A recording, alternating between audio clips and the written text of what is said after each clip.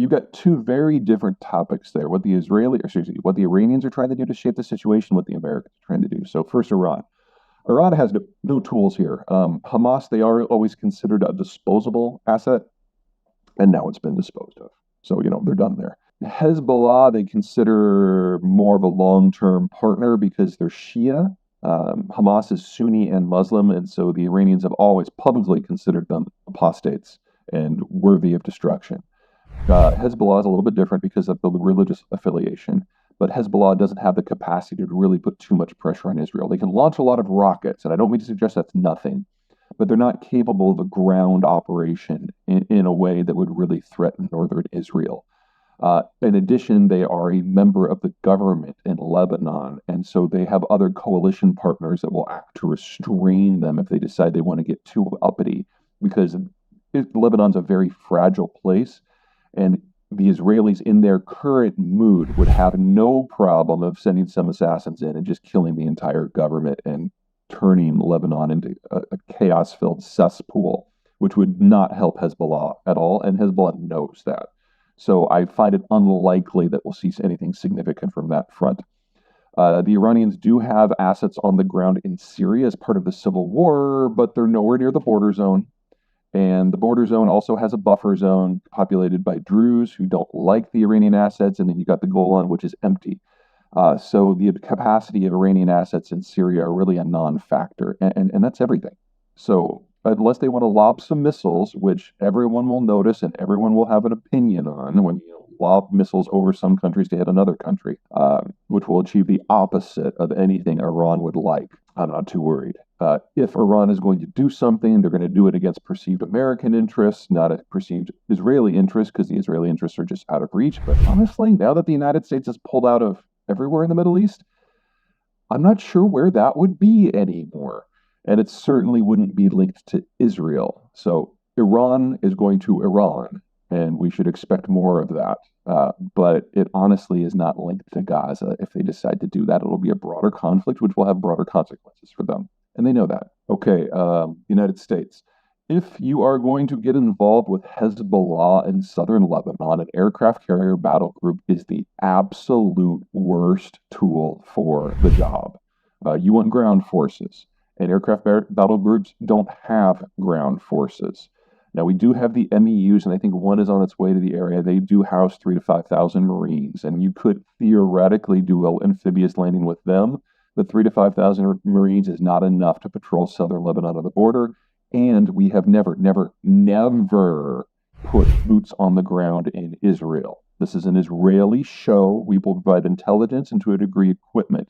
But after that, it's all on them. The reason that the United States has been sending the firepower to the region, the reason why Biden went personally, is because we've been edging into a new era for the last 10 years where the United States simply doesn't have as much interest in maintaining stability in the rest of the world.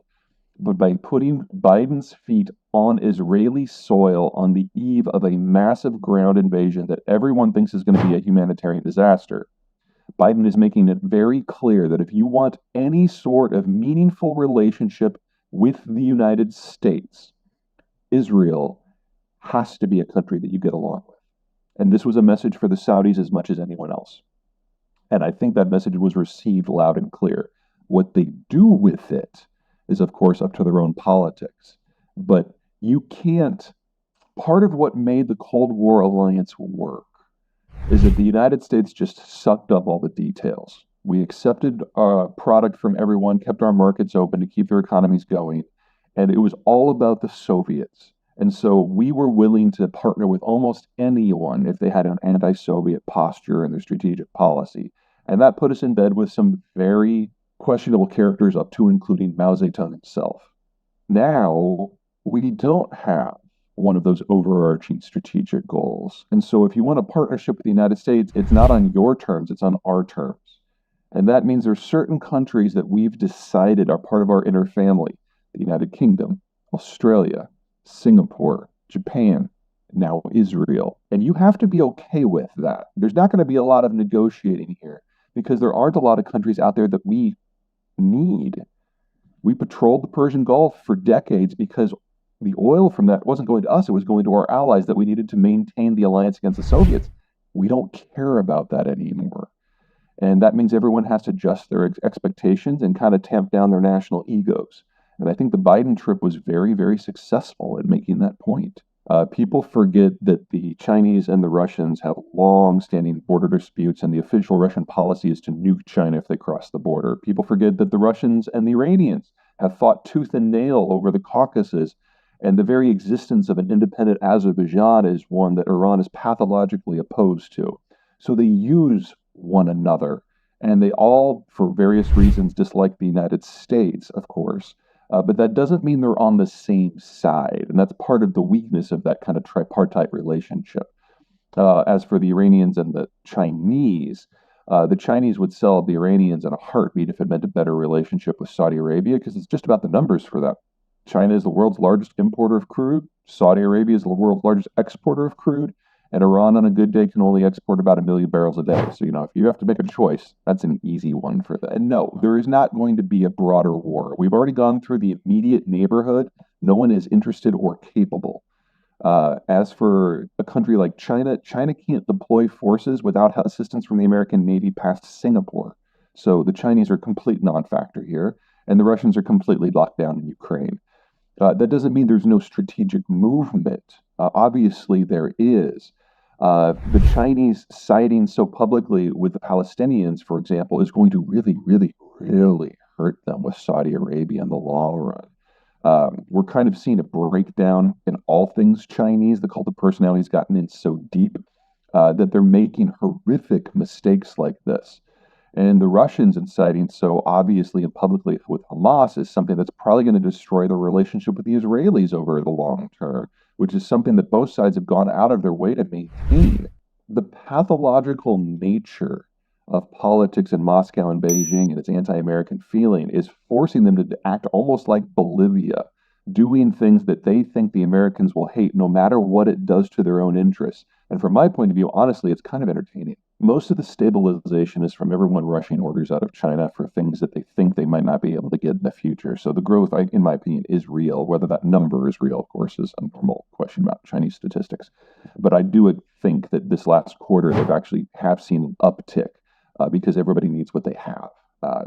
If you're like me and you think the United States needs to double the size of its industrial plant, China ideally was going to be part of that story because so much manufacturing has been offshored over the last 40 years. We can't do everything that we need by ourselves without at least some equipment from other places, and China is the biggest one of those places. Whether that's durable over a year-on-year basis is a whole other question.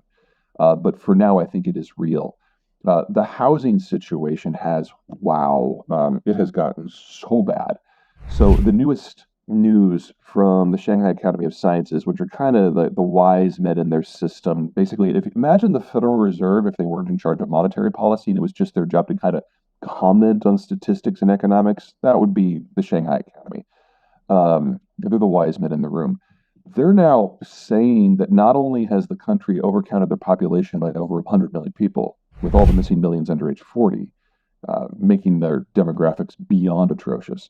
Now, they're now estimating that there's enough housing units in the country to house an extra somewhere between 1.5 and 3 billion people, indicating a 1 to a 200% overbuild. You don't come back from that sort of misallocation. And the only way you can stave off catastrophic economic degradation in the short term is with some really sound policies that redirect a lot of resources.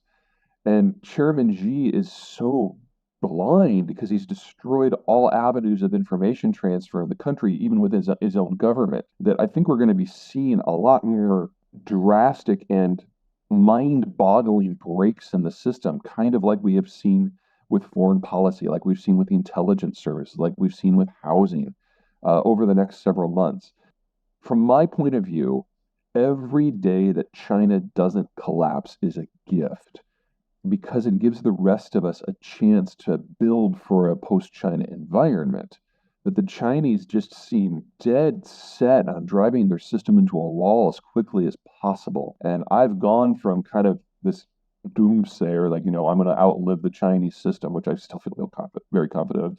So I'm very worried that we're looking at a degree of breakdown in just the next few years that is going to be, from our point of view, unprecedented. But from Chinese point of view, this happens every few generations and has for 3,000 years.